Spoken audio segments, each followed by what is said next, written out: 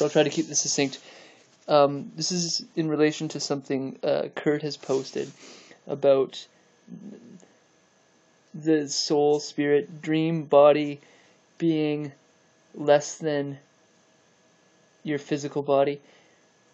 I know what he's speaking about. I think the way I'm interpreting that is that there's an inclusiveness in our waking state, in the sense that right now I have both rationality, emotionality, and physicality or corporality.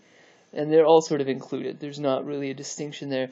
Whereas it seems like in the typical dreaming state, we're primarily involved in the emotional body, and there's a dropping away of rationality.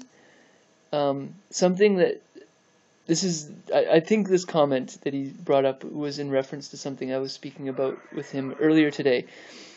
And it seemed like to me, so recently, this is personal, I'm sorry, but it kind of has to be to explain the elements of what I think might be going on here.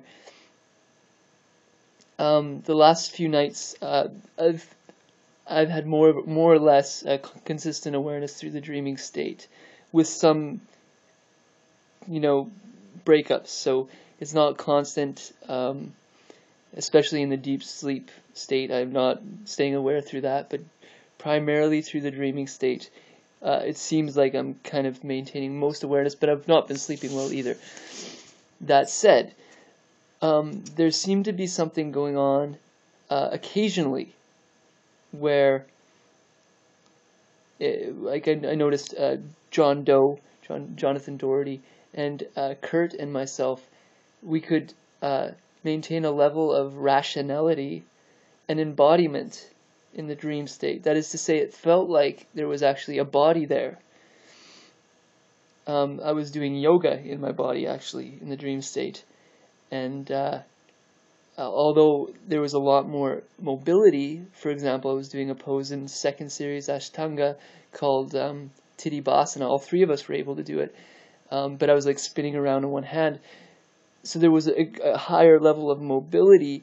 And this is sometimes still mentioned in the some of the traditional texts, for example. But I'm just thinking potentially that you can set boundaries. You can arguably set your own limits within the rational space so that you can accomplish certain goals. What I'm seeing here as a potentiality is that as a response to maybe some of the global situation, some of us are intending to create a dream space for which we can train certain mental abilities that can be brought out into the world, because it seems like, and this again fits fairly well in within the wisdom traditions, that you can, by maintaining awareness through the dreaming state, you can actually gain wisdom through that process.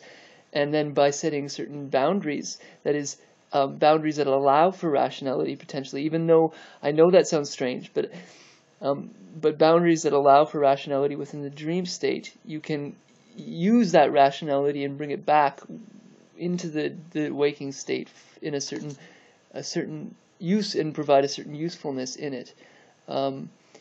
What I would say, physiologically speaking, if this is the case, if this is actually what seems to be going on, is that while I'm dreaming, my neocortex wouldn't be offline as it traditionally is within the traditional dreaming state, where I think it goes down typically to gamma. So in other words, there would be an activity both in the gamma state as well as the neocortex simultaneously, which is, what is that, beta, alpha, maybe, something like that.